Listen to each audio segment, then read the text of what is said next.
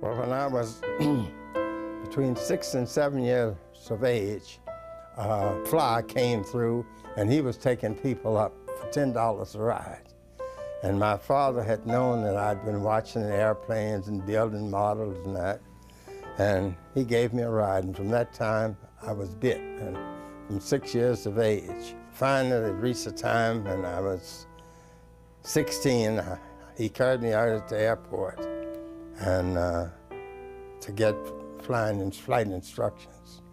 And the director, they told him, we don't teach colored to fly. They don't have the intelligence.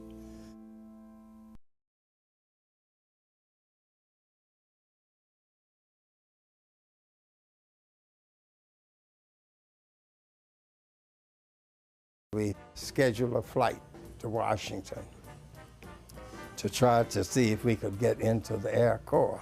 We were to meet a man there who had broken segregation in Washington restaurant at the airport. His name was Edgar G. Brown. And he had some great contacts in Washington. And on our way, just as we came down the steps for the first floor, this man came up and he said, "Hello, Edgar, how are you?" He said, "Fine, fine, Senator, how are you?" And his name was R.S. Truman, sharp and abrupt as hell. He said, "Who are these young men here you got here?" And big mouth me, I spoke up, "We're trying to get into the Air Corps." And he said, "Well, why don't you?" Oh, he was real abrupt. "Why don't you join?"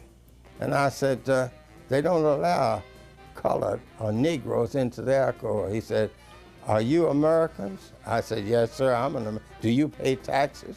I said, "Yes, sir, we pay."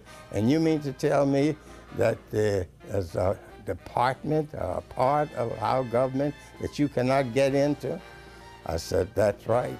And he said, "Well, I'll see about it." By the time we left New York and came back to Washington, the Committee for Military Appropriations, you see, had met and it decided to appropriate $3 million to include the Negro in civilian pilot training.